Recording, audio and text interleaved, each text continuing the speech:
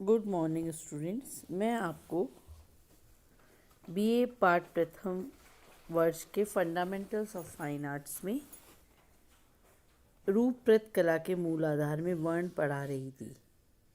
मैंने अपने पिछले वीडियो में आपको बताया था कि कौन कौन से मुख्य रंग होते हैं, कौन कौन से द्वितीय रंगत होती है और रंगों का हमारे मस्तिष्क पर किस प्रकार प्रभाव पड़ता है, रंगों का बोध हमें किस प्रकार होता है। आज मैं आपको वर्ण के प्रभाव पढ़ाने जा रही हूँ। रंगों के अपने मानसिक प्रभाव होते हैं जिसका हमारी मानसिक भावनाओं से संबंध होता है और वे उनको उद्वेलित करने की शक्ति रखते हैं। इस प्रकार रंगों में एक ऊर्जा होती है। अतः किसी भी चित्र में रंग भरते समय वर्ण के प्रतीकात्मक मूल्यों का ध्यान रखना चाहिए। वर्ण के इन्हीं प्रभावों के कारण साधारणतः इन्हें उष्ण व शीतल रंगों के बीच में बांटते हैं। जिन रंगों की तरंग गति बहुत अधिक होती है और जो सूर्य तथा आग के रंगों के समीप होते हैं तथा जिनको बहुत देर तक देखने से नेत्रों को कठिनाई अनुभव होने लगे, ऐसे रंग उष्ण वर्णों की श्रेणी में आते हैं, जैसे पीला, नारंगी, लाल आदि। इसके विपरीत जिन वर्णों का संबंध प्रकृति की हरियाली, पर्वत, बर्फ, जल और आकाश आदि से है, उनका प्रभाव शीतलता प्रदान करता है तथा उनसे नेत्र देर तक आनंद प्राप्त करते हैं। यह शीतल रंगों की श्रेणी में आते हैं, जैसे नीला, हरा, पीत हरा आदि। अपने इन्हीं प्रभावों के कारण उष्ण रंग अग्रगामी, एडवांसिंग तथा शीतल रंग पृष्ठगामी, रिकडिंग प्रतीत होते हैं। यह वास्तव में उनकी तरंग गति के कारण होता है। बाल्यावस्था से ही रंगों के प्रति रुचि तथा आकर्षक होने से मानव पर वस्तुगत तथा मनोवैज्ञानिक प्रभाव होने लगते हैं।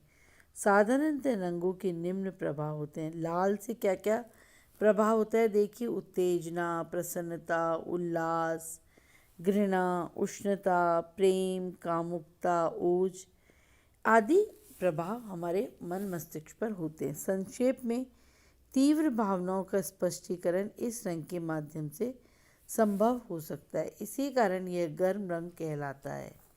पीला, येलो।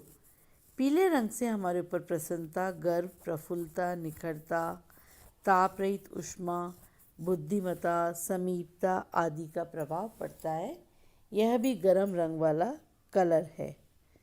नीला, यह शीतलता, राजस्व, सत्यता, आनंद, रात्रि, आकाश, निराशा, दुख तथा मलिनता, मानसिक अवसाद, स्थिरता तथा दृढ़ता आदि के प्रभाव हमारे पर पड़ता है। यह भी शीतल प्रकृति का रंग है। हरा, हरे से हमारे ऊपर शिथिलता तथा विश्राम का प्रभाव पड़ता है। वसंत, प्रजनन तथा विकास, प्रफुल्लता एवं प्रचुरता, ईर्ष्या, अशक्तता आदि चीज़ों का प्रभाव पड़ता है। यह भी शीतल रंगों की श्रेणी में आता है।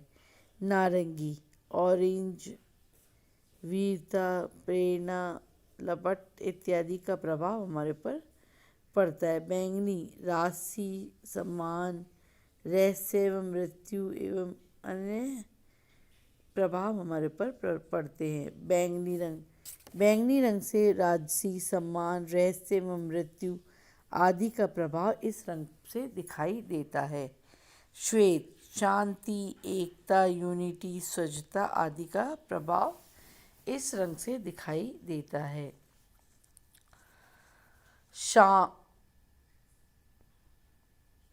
वर्ण परिवर्तन, वर्णों की संगति। वर्ण से देखिए, वर्ण परिवर्तन से बहुत सारी चीज़ों का अंतर हमें चित्र में दिखाई देता है।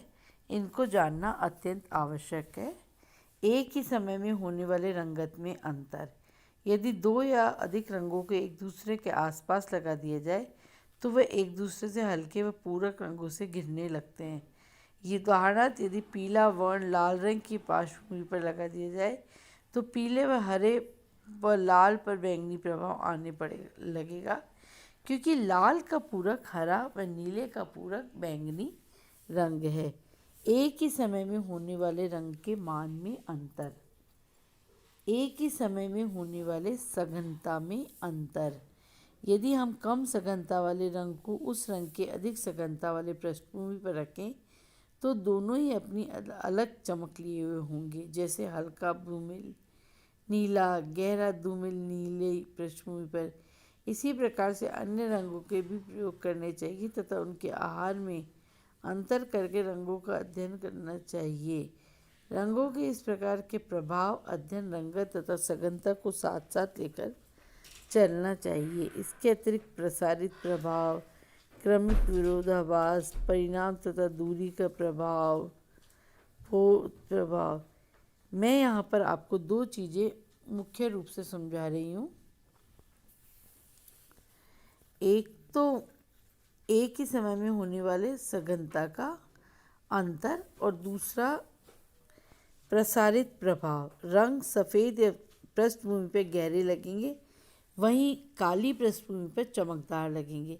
तो ये चीज़ें हमें समझनी होंगी कि किस रंग को लगाकर क्या प्रभाव आएगा और किस रंग से, किस पोत को लगाने से क्या प्रभाव आएगा, किस प्रकार के रंग हम आसपास लगाएं जिससे एक दूसरे पर उसका क्या प्रभाव पड़ेगा।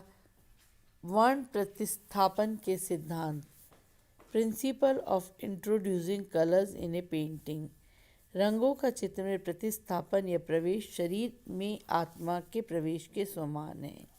ये चित्र का बहुत ही मुख्य पक्ष है। हम वर्ण प्रतिस्थापन प्रक्रिया में निम्न संभावनाओं को जन्म दे सकते हैं, जैसे पुनरावृत्ति, परिवर्तन, श्रेणी विभाजन, संगति, विरोधाभास, संयोग, संतुलन आदि। वर्ण नियोजन की निम्न विशेषताएं। वर्ण शून्यता, केवल इसमें श्वेत एवं श्याम रंग का ही प्रयोग किया जाता है। एक वर्णीय, इसमें किसी भी एक रंग को लेकर उसमें श्वेत या श्याम रंग मिलाकर जो विभिन्न टोन्स तैयार की जाती हैं उनको मोनोक्रोमेट कहते हैं। प्रखर तथा मंद वर्ण नियोजन, इसके अंतर्गत रंगतों की हल्की तान का चुनाव किया जाता है, अधिक मान वाली रंगतों का नहीं। बहुवर्ण नियोजन, इस पद्धति में विभिन्न रंगतों का प्रयोग किया जा सकता है, लेकिन यह वर्ण नियोजन चित्रकार की परिपक्वता तथा अनुभव के आधार पर सफल हो सकता है।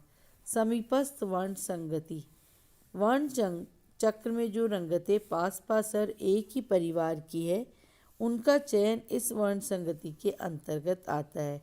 जैसे पीला, नारंगी, लाल। पूरक रंग एक दूसरे के सामने सामने पड़ते हैं, वे पूरक रंग कहलाते हैं। इस रंग योजना के अंतर्गत लाल और पीला, हरा, पीला तथा बैंगनी ये सब पूरक रंग है। जैसे लाल तथा हरा, पीला तथा बैंगनी। यदि ये पूरक रंग एक ही मान तथा सघनता के हैं और विसंगति नहीं तो विसंगति उत्पन्न हो जाएगी। पूरक रंग योजना एक से अधिक पूरक रंगों की भी हो सकती है। समीपस्थ पूरक वर्ण योजना, इसके अंतर्गत पूरक युगल तथा पूरक के दाईं और बाईं गोली समीप वाला कोई भी एक रंग नहीं है। जैसे लाल तथा हरा, पीला, हरा और पीला, पीला और बैंगनी तथा नारंगी में से एक। खंडीय पूरक वर्ण योजन, इसके अंतर्गत कोई भी एक वर्ण और उसके पूरक वर्ण के दाईं ओर वाले दोनों वर्ण आते हैं, जैसे पीला, लाल, बैंगनी तथा नीला, बैंगनी।